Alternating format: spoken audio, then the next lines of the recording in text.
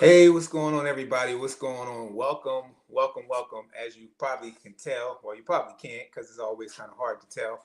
I am set up differently today, so do not mind the setup. How you doing, David? Thank you for joining me. Don't mind if my eyes look red. I don't know why my eyes are red, but then anyway, thank you guys for joining me today. So I'm not home currently. I am actually visiting my dad in Jersey, so I'm at a different setup. I'm on my iPad, so please excuse the way we kind of talk about real estate tonight in this crazy housing market. I should say more in the area of Georgia. Wow, my eyes look so red. Sorry, guys. So anyway, thank you guys for tuning in tonight. Please let us know in the comments where you're tuning in at. Also, please let me know if you can hear me. I don't know if my sound is good or not. I'm not, like I said, I'm on my iPad, so I just want to make sure my volumes are good. I know my face is probably closer than usual, but thank you for joining me tonight. And if you are watching the replay, please put in the comments again where you're from. How did you get over to the channel? Thank you for joining us. Hopefully you stay around with us, and hopefully you subscribe and like as well. I always forget to tell you guys to do that, but please, if you are watching the video on the playback, thank you, David. Thank you for saying I sound good. If you are watching the video on the playback, please don't forget to subscribe to the channel. It's free to do so, and I really, truly appreciate it. And I appreciate everybody that always joins me here every Sunday or just comes back later on and watches the replay, which I know Vaughn, Shay, Nicole always kind of comes back with the like replay gang. So I appreciate you guys, and I appreciate you, David, for being here, my dad and my cousins and everybody that kind of joining the chat, along with a couple other people. I know MHO8 kind of swings by here every now and then. But like I said, let's kind of dive into it tonight. So we're kind of talking about this home buyers, and their sense of what would happen if, in the hopes, I don't want to say in the hopes, but what will happen in regards to a recession, right? So I can't, unfortunately, on this iPad, I can't share my screen. So what I'll be doing is I'll be reading from my phone tonight, and we'll just jump into conversation. So I want to kind of bring up this article that I was reading in regards to home buyers, and it basically states, let's see, sorry about that, these daggone phones. It says prospective home buyers are hoping for a recession to bring down housing prices. Does that make sense? So a lot of people are waiting and trying to see if the recession, if we happen to be in a recession, which I'm not sure if we're in one or not. I know they say typically it's with two negative, was it the GP, was it the consumer price index situation or whatever? I don't know if I'm saying it right, but typically that means that we see two negatives months of it per se. I think we're in a recession.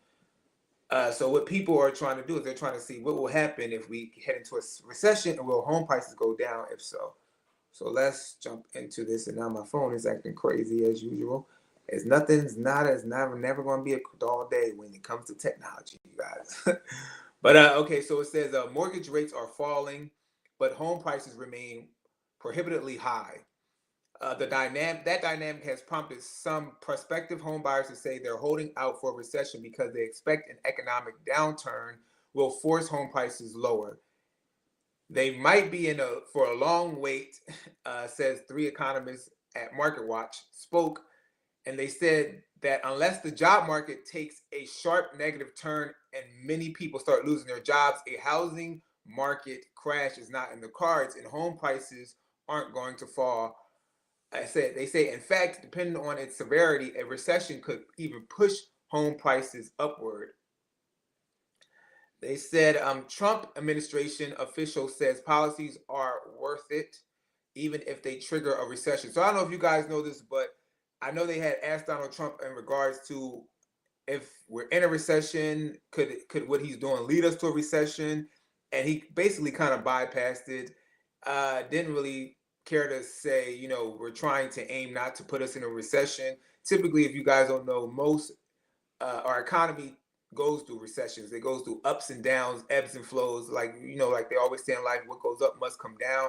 And we always tend to have a recession kind of put in place after these high highs. We do end up getting into low lows in regards to a recession taking place. I don't know if you guys know. If you are in the comments right now, please let me know if you know anybody that's currently losing their job, anybody that's in government losing their job, if you know anything that's happening wise. I know I had a few friends that lost their job. I know a few people in government had got a layoff kind of sent to their email as well in regards to the layoffs that Elon Musk had put in place with like the Doge and all that stuff. Let me know if you know anybody, or if you've seen anything happening in your particular market. Have you seen prices kind of lowering or softening? Have you seen prices kind of remaining the same and steady, or have you seen prices elevating? And with that being said, have you seen actually people that have been losing their job? Have you been seeing them put their houses on the market? Because everybody thinks just because somebody loses their job tomorrow that they're about to put their house on the market, and that's not how it works. So if you know somebody that said they're going to put their house on the market, if you know somebody that was trying to buy a house but they had to pause because they got laid off, let me know in the comments, because I think a lot of people, I feel like a lot of people are getting fear mongered into thinking that everybody is suffering an economical loss right now. And don't get me wrong, is there things happening in our economy and the housing market? Of course, right? We would be crazy to think that nothing happens in life. But just let me know what you guys are seeing in the comments. Let's have a good discussion here tonight. Let's talk about this. If you are trying to buy a house right now and you feel like we're about to hit the recession, let me know if you're planning on waiting. Let me know if you want, or still trying to head forward with the whole purchasing of a house. So it says home shoppers hoping for a recession are in a challenging situation. The U.S. housing market is mirrored in a state of unaffordability. As we all know, housing prices are very high right now. And then also interest rates are mid. I don't want to say high. I keep saying high, but I don't want to say high because we know that in the 70s and the 80s and even in the 90s, I've seen some people who had interest rates or of like 9%, 10%. In the 70s and 80s, you might have had a 17%. I think it got as high as 17%, 13%, 12%. So I want to say right now we're in the mid sense of the middle when it comes to our interest rates. However, they are high to us because the home prices are high. Back then in the 70s and the 80s, you might have purchased a house at $80,000 or $70,000 or maybe $120,000. So 11%, might have worked back then. And also our economy, like our economical part of it as far as our jobs, was kind of keeping up on pace or going a little above what the housing market was doing. So people were able to afford to buy a house and pay those type of mortgages, and the rents were on par with where those mortgages were at. Right now we see in this, what's happening now in our economy is that the rents are lower or cheaper than the mortgages, right? And then on top of that, people are like, wait, not only is my PIT, which is your principal and your interest, but now my taxes code. When you get when you're every month when you're paying your mortgage, it's called the PITI, which is principal, interest, taxes, and home insurance. So people are like, okay, my principal and my interest might be like $1,800, but once I add on these taxes and this home insurance, it's like $2,500, $2,600 a month. And then every year now, the home taxes, the property taxes per se, and the home insurance is starting to increase. The home insurance is increasing because of the natural disasters that are occurring all around America, whether it be in the coastal states like Florida, California, the fires, earthquakes. You have Florida hurricanes and all these different things. So people are like, I don't know. David said, let's see what David said. He said, in our market, we are seeing prices still increase, especially in the starter market price point. Sales are still down. Okay, so you guys are seeing an increase. And in Georgia, in the metro Atlanta area, we are seeing people kind of stay steady at their prices, depending on where you're buying. Because remember, you guys, real estate is local to not only the market and the state per se, but it's local to the city, the county, the area. Everything can be location driven because real estate, one of the biggest factors in real estate is location, right? So if everybody is trying to get in one particular neighborhood because of school systems, because of the areas, because they want to be around a certain community. So down in Georgia, we have certain communities that fill pockets around our metro Atlanta area. So if you head up to Gwinnett County and like Johns Creek, like the Alpharetta area, you get a lot of Asian type of background people that live up there. So they have a whole community up there, whether it be Asians from like, let's say Korea, China, Japan, or wherever their ethnic background or culture is kind of placing them. They might be up there. Then also you might have some Asians that are Indian, right? that might be up there that are up there as well. So you have different pockets, and if you go to Stone Mountain area per se, you might get more of like Africans that are from the continent of Africa per se, like Ethiopia, different areas. So they kind of want to be in certain locations. So that might help to those when people are looking for certain pockets to fit in with their group or their community, it kind of can raise prices too. So what it says right here says homes in America have been so expensive that many would-be buyers are choosing to hold off on buying until there's either a drop in mortgage rates or in home prices. The median price of a home sold in early March was about $382,000 with a 30-year fixed rate mortgage of 6.63%. And it says a buyer's faces about $2,800 monthly payment in mortgage alone.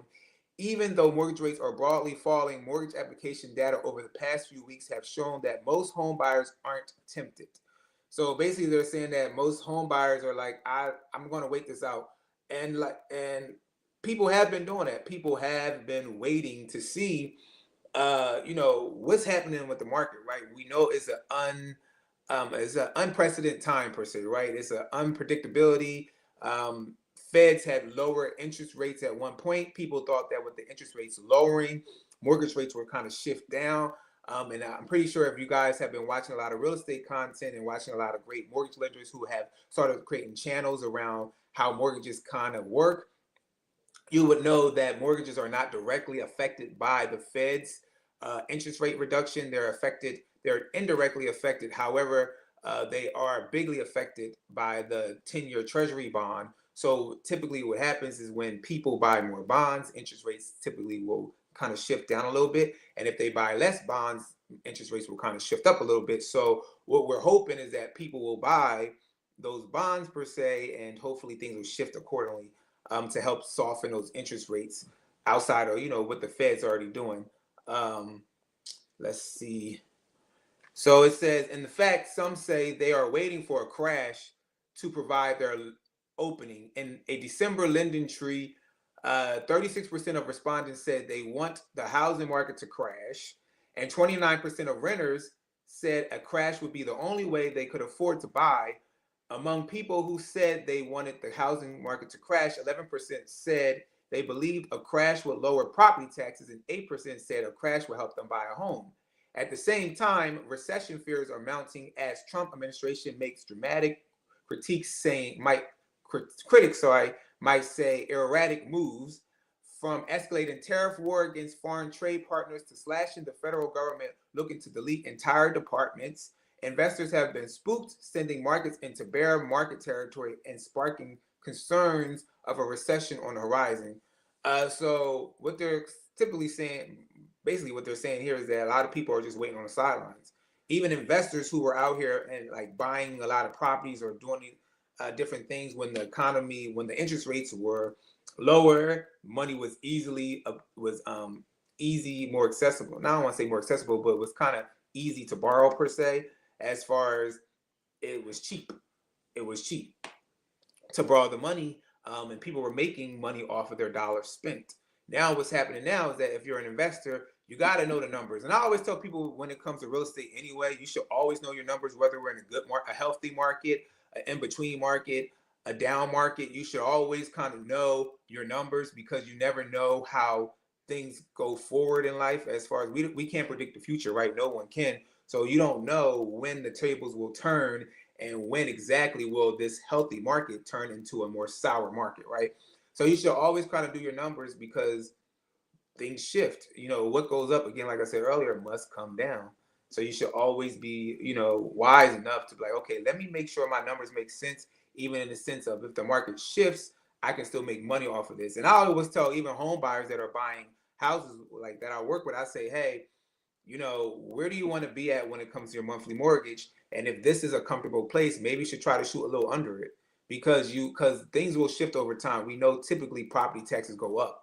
Have there been times where property taxes have shifted down? Yes. I know most people will say no, but in some areas, property taxes have shifted down because of like the great financial crash per se, different type of things, and it shifted down. However, it's not typical that you'll see a property tax shift down. They typically go up.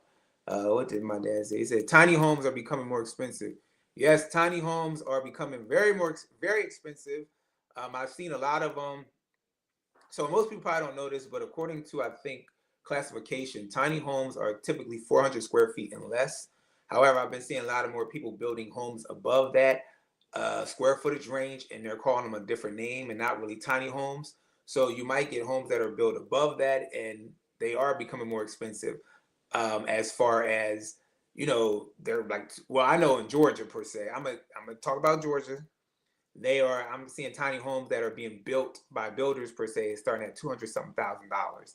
I know people have been like, oh, I'm gonna buy some land and I'm gonna, go to Home Depot and buy a shed and it's gonna be classified as a tiny home and I'm gonna insulate it and all that stuff or whatever. It takes work to do that too, right? It takes work to insulate. It takes money to do that, So if you got the money, hey, go for it. However, you gotta remember you will be assessed for whatever structure is on that land, according to your municipality. What did David say? He said, Clark, do you see many tiny homes in the Atlanta market? So David, I have been seeing more and more tiny homes popping up in certain areas, and there have been of different styles per se. And again, like I said, a lot of them they're classifying them as tiny homes, but in reality, they're not really tiny homes because they're above the certain square footage of what a true tiny home would be. So of course, if you guys have seen on my channel, I did a video around a tiny home community being built in the Union City area, and they're considered them micro homes. So those square footage in those homes were about 600 something square feet. So they're above the classification of what a true tiny home is square footage wise. However, they're still calling them tiny homes, and but the different name for him is micro. But also he's mixing the name micro with the whole thing of the internet, because he is trying to make it a more technology based type of structure per se when it comes to smaller square footage of homes. Give me 1 second. Let me take my little sip. Oh, I hope I don't get flagged for putting Deer Park on here. But yeah, so I'm seeing them pop up here and there, David, as far as tiny homes in Atlanta. And what I'm noticing is that more and more people are trying to buy more land to try to go the route of putting a tinier home on the land. But I feel like people got to be a little bit more educated. You need to reach out to your local municipality. You need to ask them, if I buy this land, can I actually put a structure on this land, a home per se? How much the square footage could the home be? Different things like that. I feel like, and make sure the land has utilities connected, water, storage, all those things. I feel like people miss those small things because when you're going online and you're seeing all these people doing these wonderful things as far as purchasing land and putting tiny homes on these lands, I don't know. I don't watch a lot of the videos of people doing that online, so I don't know. I could be wrong, but I don't know. Are they telling them to like make sure this land has utilities connected? Are they telling them to go down to their local municipality? Talk to the permit people, the zoning people, any of those, code per se people to make sure they can actually put a tiny home on that piece of land. And again, what can the land have? Like, what could it have on it? Because I've seen people where I've had somebody ask me before, like, "Oh my God, I want to buy this land. They're selling it for $1." And I'm like, okay, well, you need to go back and ask them, what can you put on this land that's being sold for $1? And then they'll go back and the people will say, just a parking lot. So you need to know what you can do with the land. But yes, they are building tiny homes here and there in Atlanta, depending on the areas. But those communities are popping up around the metro Atlanta area. David said that is a great video. Those micro homes are neat. Yeah, they're very neat. They're wonderful built homes.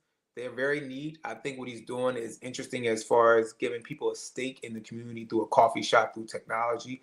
It's definitely very neat. But again, like I said, that price point, honestly, I love what he's doing. But I'm like, you can go out and get a house that's probably like 1,200 square feet with the same price point. But again, it might not be new. It might be a resale, right? So, or it might be a townhome, and people might not want to be attached to a townhome. So, hey, to each his own, right? To each his own. David said, I 100% agree.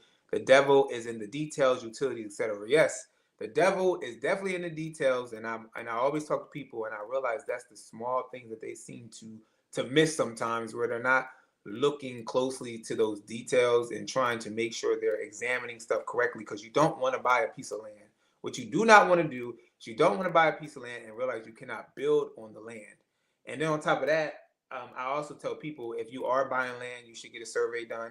I know most people don't want to get a survey done. I know some people are like, well, the seller had a survey done 2-3 years ago. Okay, well, guess what?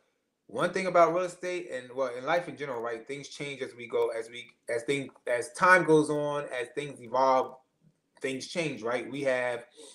Let's just take an analogy such as Blockbuster. We had a Blockbuster store. Blockbuster, you were going back in the day. I don't know, who's watching this. If you're watching the replay, if you know about Blockbuster, you would go into back in the day, right? And you would rent videos, cassette tapes from Blockbuster.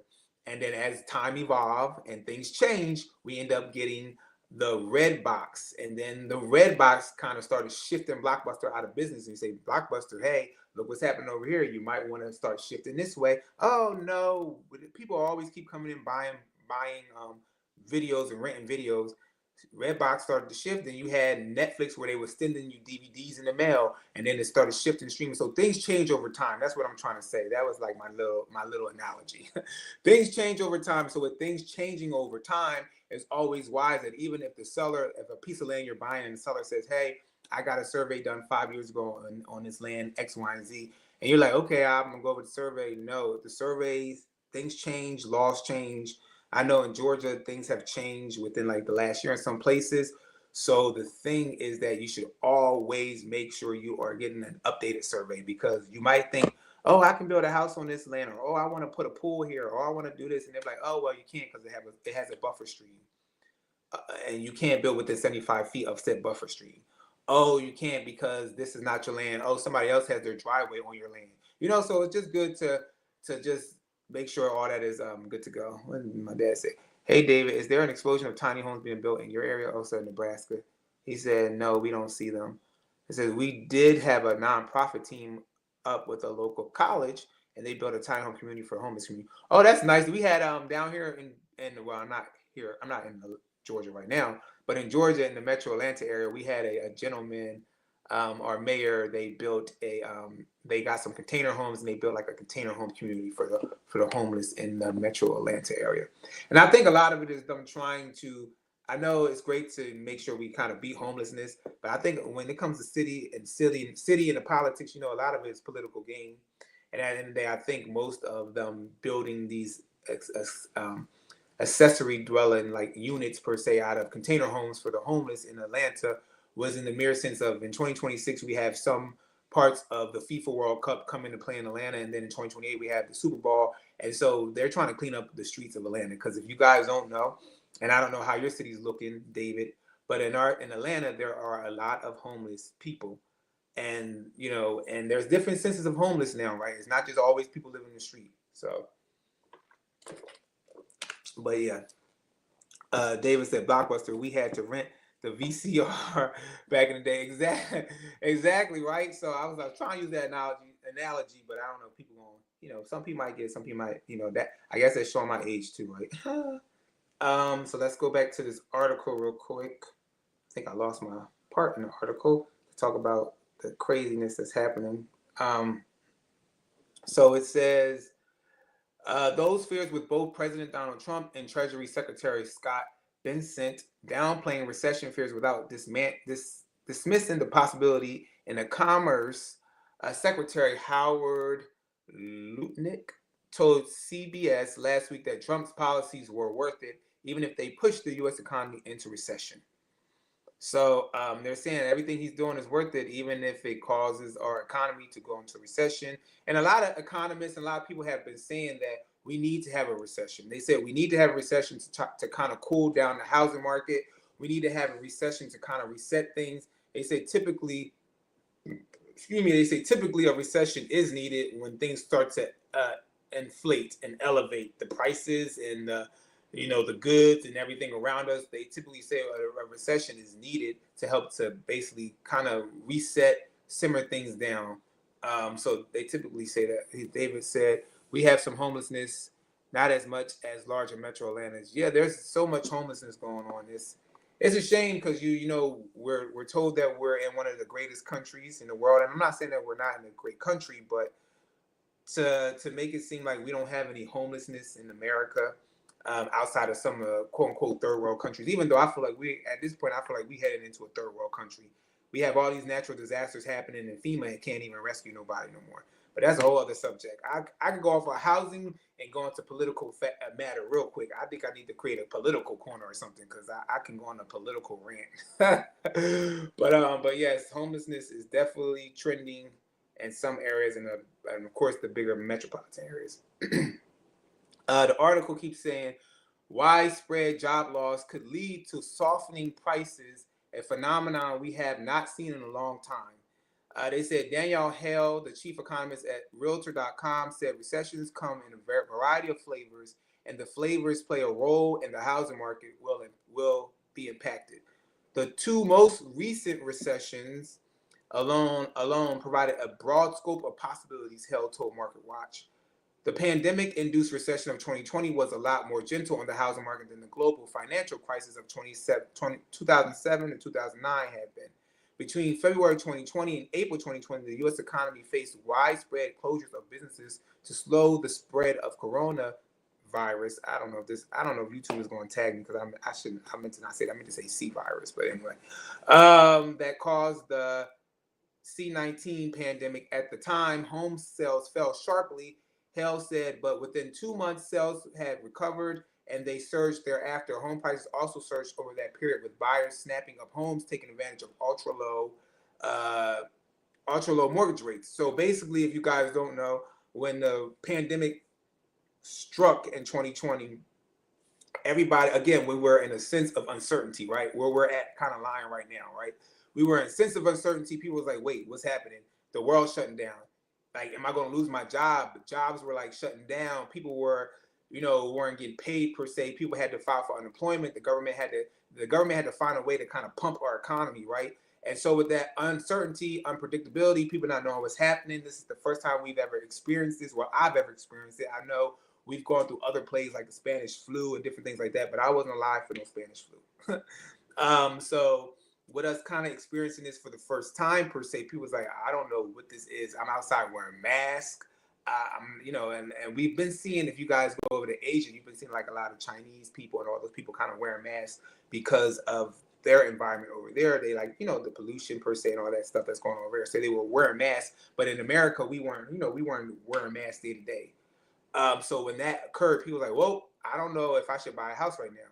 So of course we all know, and that time they said within those first 2 months, the housing market dipped drastically. Home prices were shifting down because people were just, that were trying to sell their home. They're like, okay, I'm trying to get my home sold. Let's shift the prices down, soften it a little bit. And then once the government and the feds lowered those interest rates and the mortgage rates per se dropped after that being affected by that shift, it dropped down and people were out here buying houses at 2% interest rates and 3% interest rates. But people don't really realize, I don't know if some people realize that before the rates shifted down that low, they were already on we're already on the type, like a downturn per se with the interest rates. People were already getting 4% and 3% interest rates. I don't know if people probably noticed that because, nobody was looking at that moment for no interest rate, I guess you could say. But they were already kind of in the lower range when it came to this interest rate. So I always tell people the best time that you should have bought might have been in 2018, 2019, 2017. Shoot, probably in 2012, actually. Shoot. Because you could have got some of that, some of that GC, the Great Financial Crash type of stuff. And when I tell you guys, I've seen the growth of homes in certain areas from when the housing market crashed in 2007, when I seen how it drastically affected the housing in some areas and the percentage, but then how long it took it. I'm saying some of these houses didn't recover until the pandemic hit as far as equity. That's why I'm like, this is kind of interesting. If you guys go inside, I don't know how many of you guys have realtor friends, or even if some of the realtors who are watching this, if you go inside your MLS and just start tracking the data, or even if you go to Zillow, probably, I don't know if you want to take all that time to do that. I kind of track data in neighborhoods a lot just because I'm working with clients, so I want to kind of see how things are shifting, and I want to see how their equity growth can kind of help them in the future. Again, I don't know if if it will explode tremendously in the future per se. I don't have a crystal ball to tell you so, but what I'm doing is I'm just looking at the data to see what the growth is kind of looking like in those subdivisions or those communities. But he said, if there was nonprofits, if there were profits to be made in helping the homeless, there would be no homeless.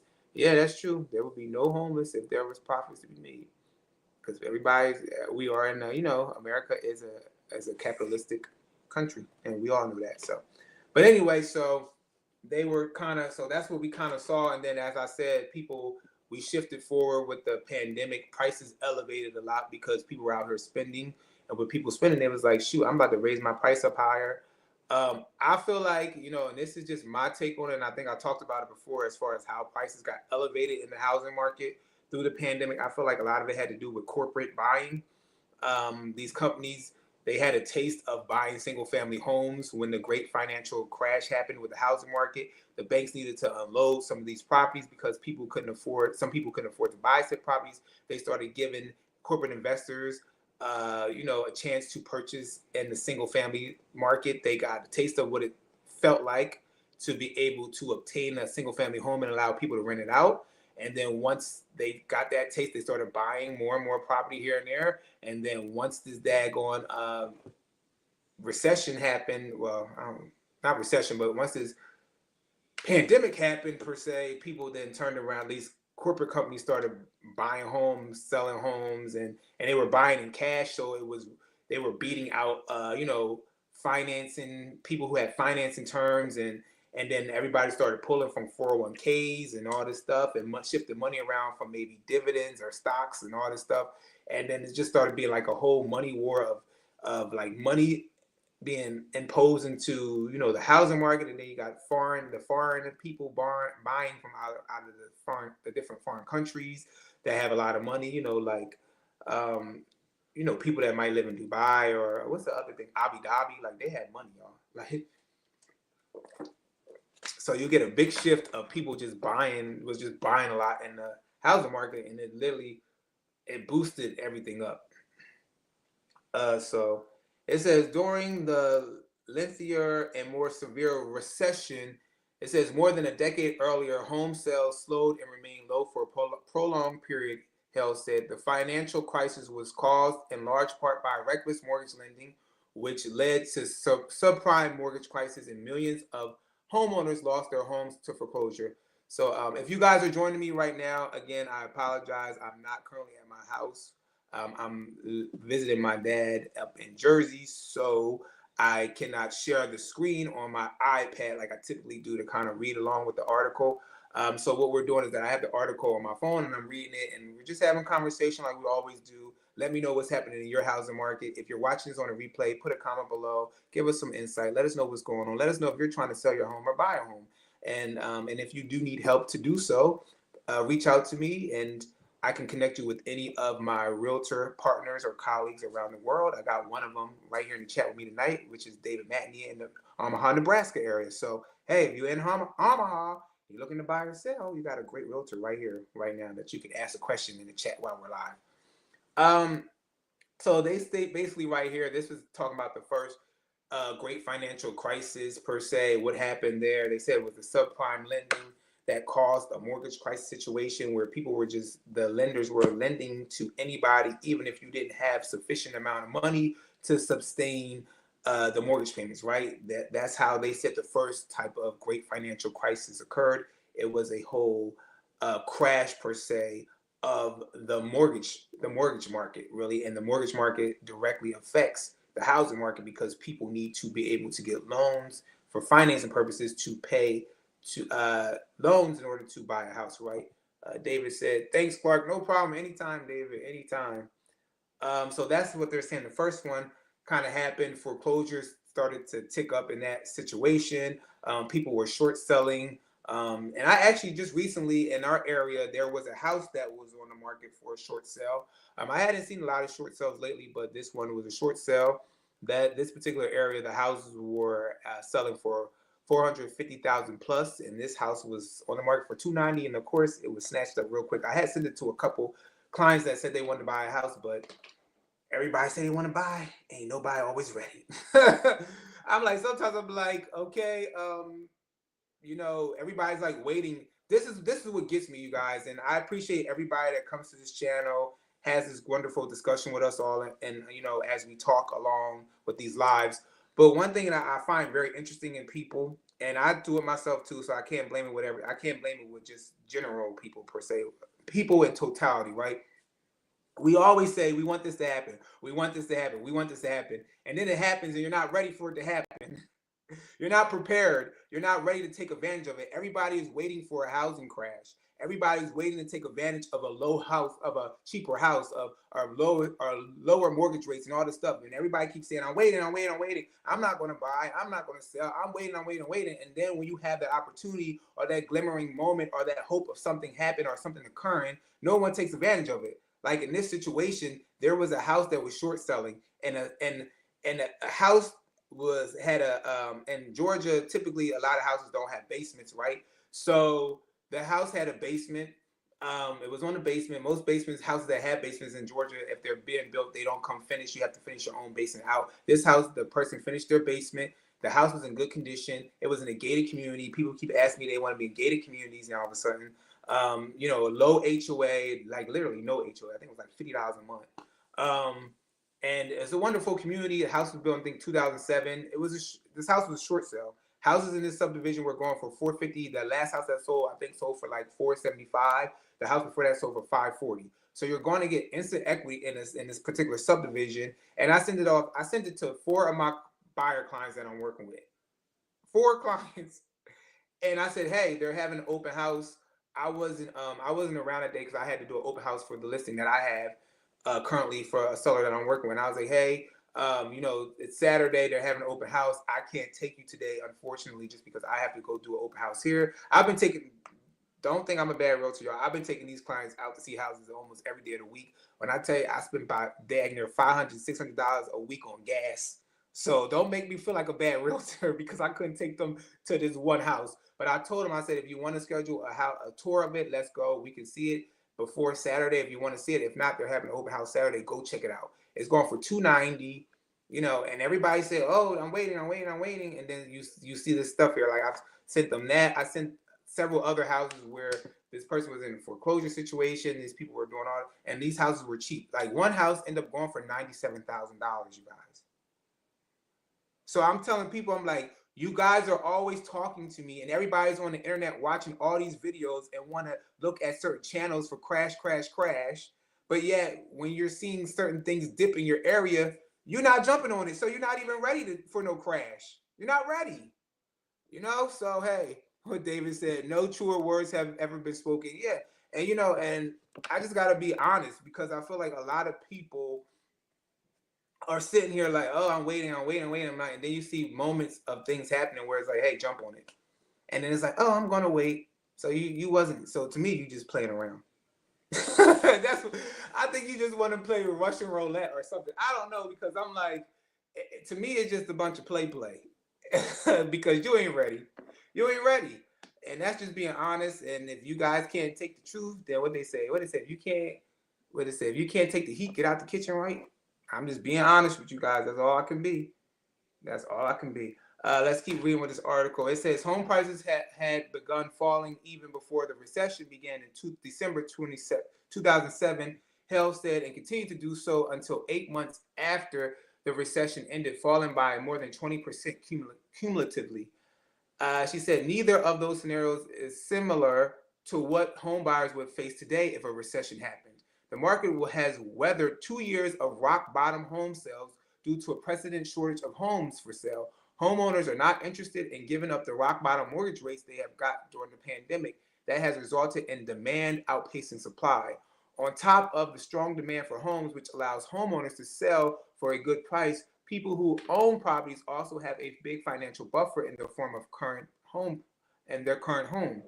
The average homeowner with a mortgage gained $4,100 in home equity between the last quarter of 2023 and the end of 2024, and had $303,000 in total home equity at year end, according to CoreLogic. So this is interesting too, because this is another sense of the housing crash. crash, right? Of people that people are waiting to see.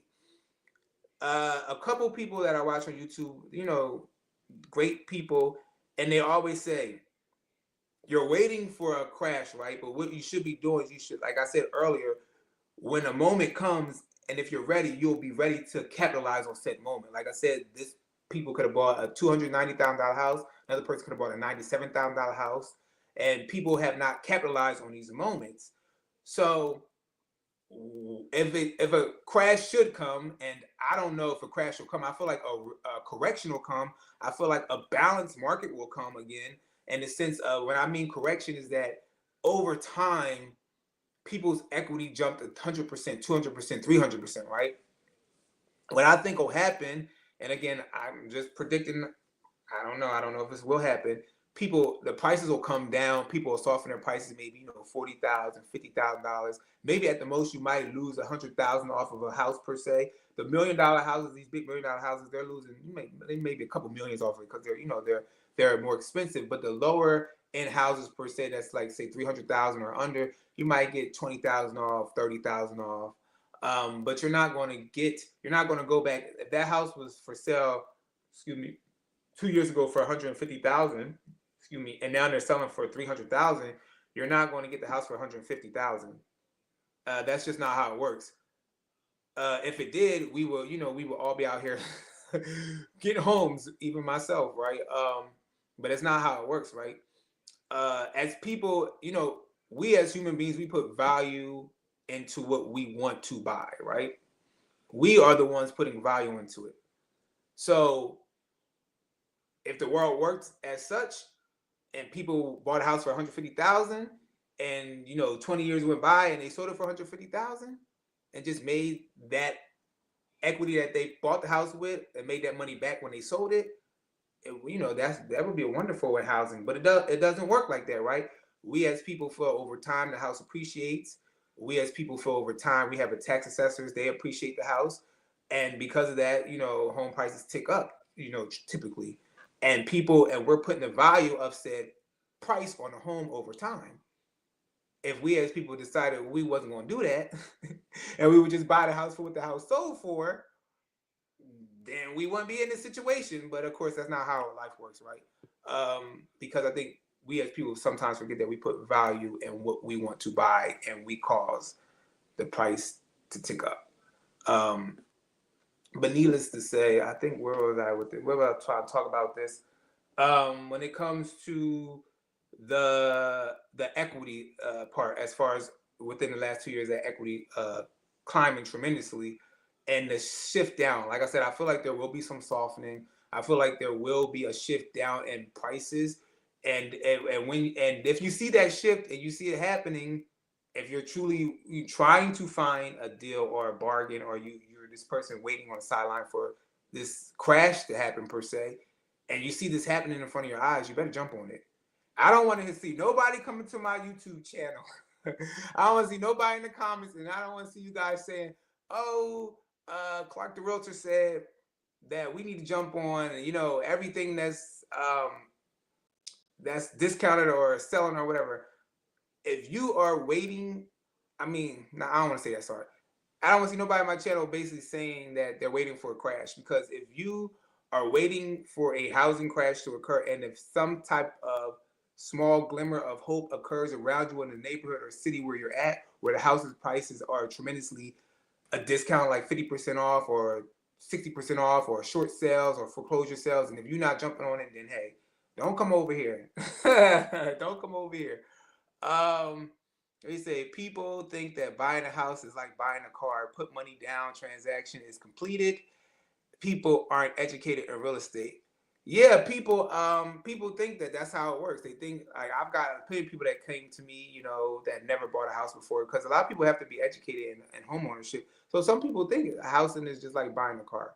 They think like similar to, because if you're renting a single family house, they might say, oh, well, I rent this house, in the house, I just had to put this down and I gave this and I'm in the house, So if you're coming from a renter's mindset, if you're coming from a car purchasing mindset, you might feel like buying a house is the same type of mindset, and it's not. So people definitely need to be educated in it. That's the reason why you tune into channels like David Matney, Jen Sylvester, Jackie Baker, Christina Smallhorn. Tune into all these wonderful realtors channels, Shahida Hill, um, all these wonderful realtors that are on YouTube that are educating you guys about home ownership. Because if you are a first-time home buyer, or you are a renter, or you never owned anything but a car, you don't know, how the transaction works. So I agree. Hey, what's going on? What's going on, Eddie Smallhorn? This is Christina Smallhorn, other half. How you doing? Thank you for joining us. I missed you guys chat today because I'm not home currently right now. As you can see, I'm at my dad's house in Jersey, so I have been all over the place. He said, "Hey, Clark, do we need to wait for a housing crash?" No, you don't need to wait for a housing crash. Like I was saying earlier, you don't need to wait for a housing crash to occur. Um, you need to always, what they say, stay ready so you don't got to get ready. So if you are a person on the sidelines waiting for a crash to occur, and you do want a discount, or you do want a deal per se, you need to get ready so you don't have to need to stay ready so you don't have to get ready, so when it occurs you can jump on it, right?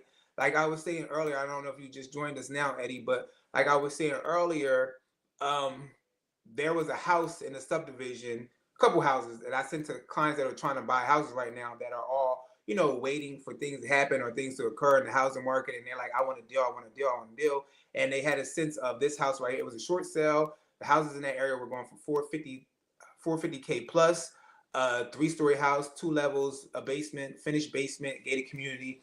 They were short selling it for 290.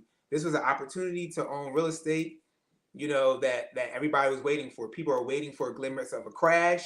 Hey, here you go. This is a quote unquote crash, if you want to say, right? In the sense of this person short selling for 290. It was owned by the bank already. The bank took it back. And all my clients, I sent them all, to go check out the house. Nobody wanted to jump on it. It went under contract in 2 days. So another house was going for about 200 something $1,000. Told my clients about it. Hey, you might want to go over here. They're willing to do a deal. That house sold for $97,000. So people are saying they want to crash. People are saying they want a deal. I think people are just getting very, like a lot of people like to be fear. And I don't want to say fear monger, but they like the negative talk, the negative. I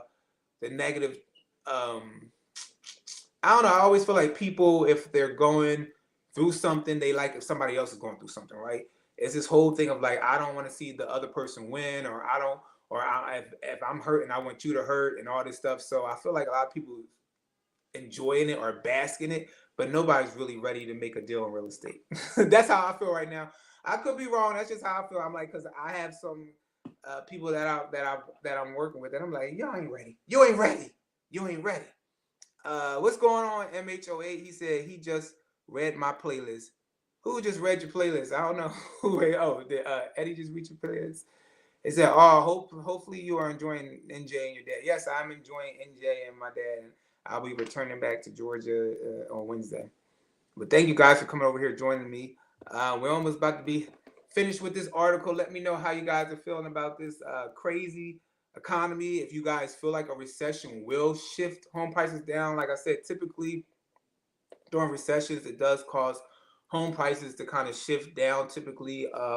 And that's just because if people are losing their jobs, and if people feel like they have to, after several months going by, if they feel like they're not finding anything, they feel like it's just better for them to sell, they'll kind of sell, try to quickly get out of what they can get out of, before the fire kind of burns, quote unquote, the fire kind of burns everything down. So so you might see a shift in home prices when it comes to people. If the economy picks up and people start to lose their jobs, and a lot of people can't find other jobs, and in this market right now, is people are having a hard time. I have a few friends that I know, and people are having a hard time finding jobs. They were employed by wonderful jobs. They have a great resume experience, and they just can't find a job. I have one friend who hasn't been working probably in the last 8 months. It's just really hard to find a job right now. So I can see how that could help to lower home prices and shift them down a little bit because of the jobs, as far as people can't find jobs, right?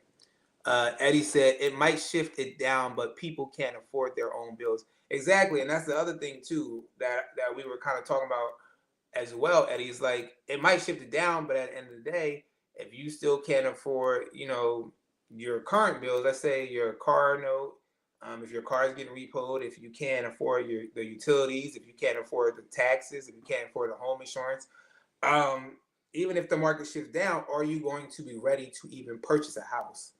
And that's the thing right now, right? The high prices of the house, the mid mortgage rates. Like I said, I don't want to say the high mortgage rates because mortgage rates were higher in the 70s and the 80s, at like almost 17%. So the mid mortgage rates of 6%, 7% at top per se, might be a little higher depending on what type of loan you're getting. Um, factored in with the home prices now being higher and elevated, it does cause a concern where people cannot afford their own bills. So that's the thing that we're seeing right now, and that's where I kind of lean on when it comes to even if we do have a shift down in home prices. It's like, can you even still afford a house? Like I feel like the home prices will have to drop drastically for anybody to afford because we know that also the minimum wage, the economic growth as far as your pay is not increasing as much. It's not on par or going hand in hand with the housing growth. And typically we try to see more growth in our paycheck as everything else is kind of elevating, as our goods are in the store are elevating or different things are elevating. We try to see a shift in the paycheck so we can start to balance out and afford said, gas, groceries, utility bills, different things like that. But we're not seeing a drastic shift right now with that. So that's the only thing about the housing market. He said the rich will buy. Yes, the rich will definitely buy all the houses. We will definitely turn into a situation, and this is where I get fearful too. And this is why I've been trying to like talk to some generation Z people and also younger millennials to say, hey, um, I hope and pray that in the future you'll be able to own a home. I hope and pray the American dream is not gone for you. I hope that you can still live out that whole thing of getting a good job, getting a great house, your picket white fence, and you're married with your kids and your dog in your car, right? But it's not going to be the hope or the dream for everybody, you know. So I could work remotely in Omaha, but would take a pay cut due to geopay. Oh wow, you're talking about like the geographic pay of it as far as they don't pay as much as where you live at, because Denver, Colorado, I know you're out there MH in Colorado, and Colorado is pricey. That was one of the states that I had in my eyes on as far as moving to in the future, and I'm like, I can't afford that right now. That's why I'm still in Georgia. Even though Georgia's becoming expensive too, but Colorado, Denver is pricey. When I've been out there 2 times, I was out there. Yeah, I was like, and I was out for brunch. I was like, can I afford this brunch? But yeah, so let's read this last part of the article real quick, and it says, in other words, what's going on? So again, if you guys are just joining me, I'm not currently at home, so I'm reading the article off my phone. And if you're watching the playback again, please don't forget to subscribe to the channel if you're over to the channel. If you're first time being at the channel, don't forget to hit that like button as well. The likes help us kind of shift us through the algorithm to get more people to tune in when we come live. I always tend to forget to say that, so I'm going to try to be better at saying that because I always just love the conversation I have over here with you guys that I don't ever say none of that stuff. Because I just genuinely come on here to have conversation about real estate, talk about the economy, what's going on. I like talking about, real estate, politics, all that stuff. So I guess I just like to talk. It says, in other words, if there was a short recession without widespread job loss and government stepped in to support consumers as it did during the pandemic with stimulus checks and other what it says, in other hand, if many homeowners lose their jobs during a downturn or are feeling increasingly stressed financially and unable to make mortgage payments, a recession could prompt a surge in homeowners putting their houses up for sale, she said. My whole thing just turned around. What is going on? What the heck? What the heck is going on, y'all? I don't know what just happened. Okay. What the heck? What just happened? This is what happens when you're on an iPad. I'm like, what the heck? Did y'all see that? Okay, we almost out of here. I'm like, what the heck just happened? I wonder if it happened because my iPhone is with the iPad. That was weird. It says home prices might not fall at all. She said. I think my phone just messed me up too.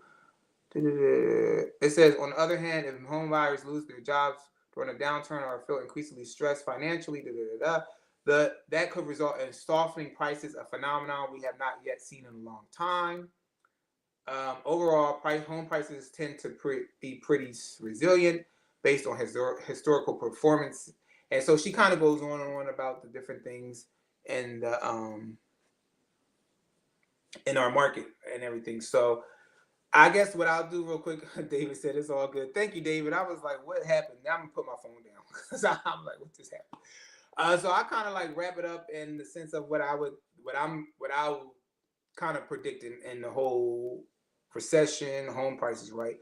Do we need a decrease, a softening, a correction in home prices? Yes, we do. The housing market is very unaffordable right now. The mid interest rates at 6%, 7%. At high per se when it comes finance to conventional, FHA, VA, whatever, it's kind of holding people back from home ownership. Most typical mortgages right now, if you're buying a house, is probably ranging from as low as if you're buying a single family home, maybe $2,300 to up plus, right, to $4,000 something dollars. Like I've seen people with $3,500 a month mortgages. Some people now $6,000 a month mortgages. It's crazy. But at the end of the day, we do need a shift, and we do need prices to calm down.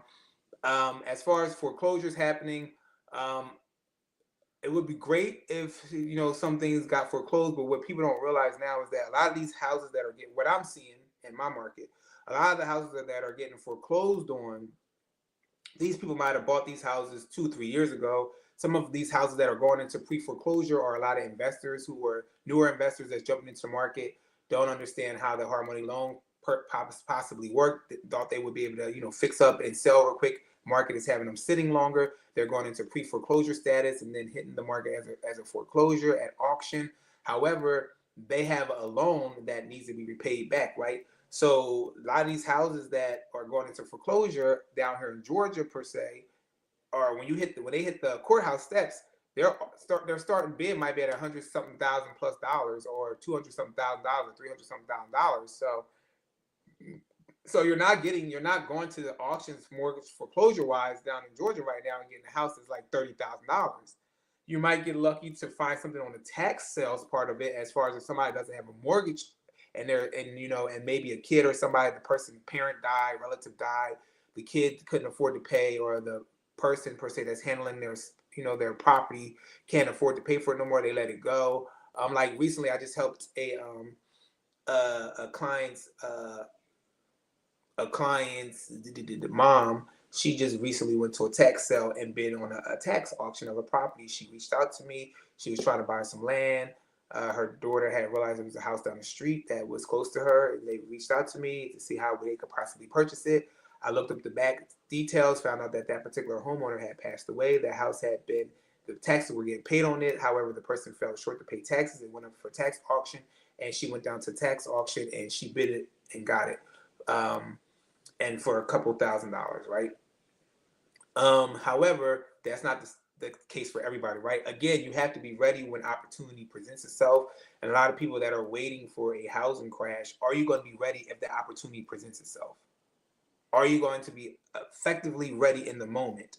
A lot of people are saying they're saving their money, for when it happens. But at the end of the day, if you're saving your money for when it happens, and it does happen, but if you lose your job before said thing happens, and even if you have, let's say, $50,000 saved, but now you need to finance the rest because the house is $150,000, it went from, let's say, $300,000 to $150,000, but you got to finance the other $100,000. You're not going to be ready because you don't no longer have a job, so you're not going to be able to get financing. So we have to understand what ready means. You know what I'm saying? I feel like, again, people are waiting and people are gripping on to the sense of some of the what the some of these YouTubers are saying, crash. And of course, I want the housing market to shift down. Even though I'm in real estate, At the end of the day, I want people to have more affordable housing. I want the next generation to be able to buy housing, but we have to understand if this occurs, will it even be in a good place to be able to benefit from it?